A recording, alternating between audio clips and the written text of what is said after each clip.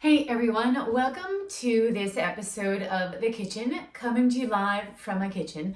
This week we are talking about gut health and some of the things that we do on a fairly regular basis to mess up our gut, and some of the things that we can do to help fix our gut. So, some of the common things that we do, we don't even recognize that we're doing that can really disrupt the gut, or eating a lot of processed foods. So, I'll often hear like, oh, well, this was approved to be in food, so it must be fine. And while that's a little bit true, right, it was approved to be in food, there's no way for anybody to understand how much processed food that we're eating now, as we think about comparatively how much processed food we ate even just 20 or 30 years ago. It's much less. And so now we have sort of processed foods. Maybe we stop at Dunkin's in the morning, we grab a coffee. Whether you think that's a coffee, you get a creamer or something in there, there's processed chemicals. There's processed chemicals in that coffee. There's processed chemicals in that cup. So we're being exposed to stuff in that can be really challenging for the gut. That's just on the coffee. So if we grab food, also other things. If we're getting foods that are offered from, our local restaurant or pizzeria or takeout place or something like that, they're probably not sourcing high level of ingredients, right? First of all, they want it to be cost effective for their business. They also want it to taste really good. So they're not really concerned about, additives and all that other stuff that are in the foods. So they're not sourcing that well. So we want to be careful about those foods as well. The third thing and the last thing I'm going to just go nuts on here is the gluten. And it's not always the gluten. Certainly we have a chronic disease, celiac disease, which is a sensitivity to gluten. We can't break it down. It does actually wind up becoming autoimmune and attacking our parathyroid and thyroid glands. So we have a little bit of an issue there. Sure, that's a thing. Outside of that, the chemicals or the pesticides that we spray on the wheat fields in the US can't really get out of that plant before we grind it all up. So we have residue in that plant, and then we go and we grind it up, and then we make pasta, we make breads, we make crackers, we make all kinds of other baked goods. Anything for the most part with white flour in it is probably going to have a flour that also had some residue of pesticide in it. And some of the less expensive products are going to have probably a little bit more. They're not paying attention to those kind of things when they're sourcing a less expensive product. Right? So it doesn't make it like evil, although I'd like to say it, but it does make it probably full of things that aren't great for us because they're looking for less expensive ways, right? They're not gonna lose money on the deal. So you're sourcing a very cheap product. Those are the ones that are likely going to have more pesticides, more additives, and more things that are not healthy for our gut.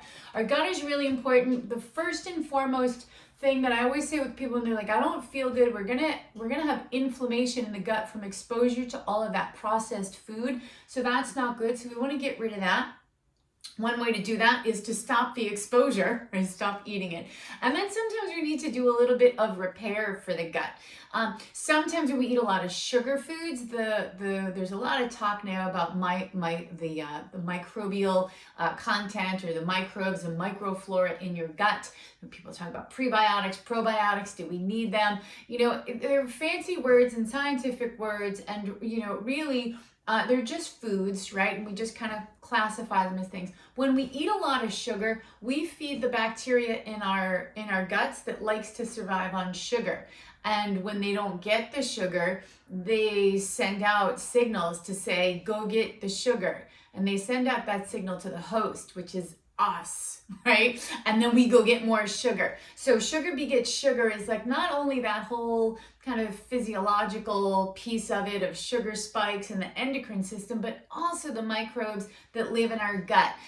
Those need to be shut down. So one way, I always say this, especially with my athlete population, endurance athletes, we have to power a lot of our training sessions with carbohydrates, sugars, to try to come off of an endurance event that is in motion big time. So a few of the things that I like to do here I was trying to get it to settle because I shook it by accident. But so this is the apple cider vinegar, and there's all this stuff floating in it, which we're kind of taught is like, that's probably gross. But it's not. That's the good stuff. That's what we want. But do shake it up before you use it. It's going to get a little bit foamy in there, right? You'll hear it. Well, yeah, hear it like open, right? Lets out that gas. Okay.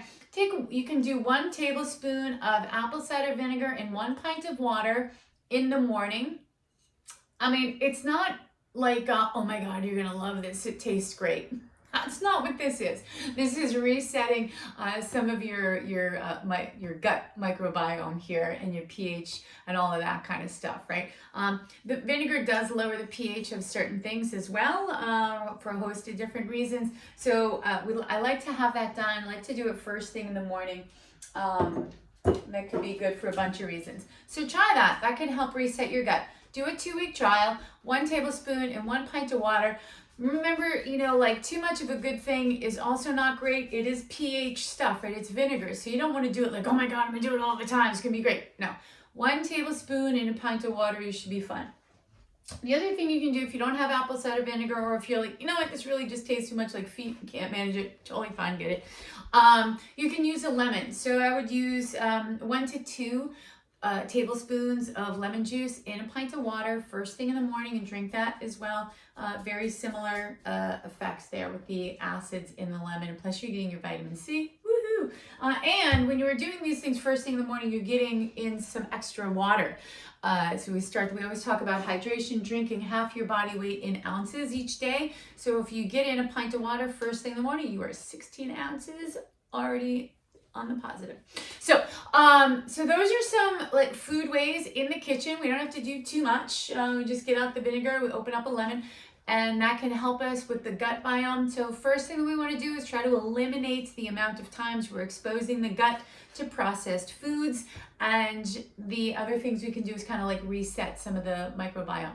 That said, there's some arguments for, I'll wrap this up by saying, there's some arguments to say and research to show that some of the gums, like a guar gum that are in food extender and stabilizer, might actually have some protective and health benefits for the villi, the little finger-like things on the inside of your gut that grabs all the nutrients as they go by.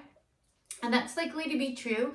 I would say that if you were to have foods with just that one, okay, you might be all right, and that would be beneficial, but you're very hard pressed to find a processed food that has just that. Sometimes you might, so read your labels, and also make sure that you understand, like this is where confusion sets in, where somebody will throw that research at you. Yeah, the guar gum that's in everything, that's great for you. So now you're like, wait, do I have processed foods or I don't?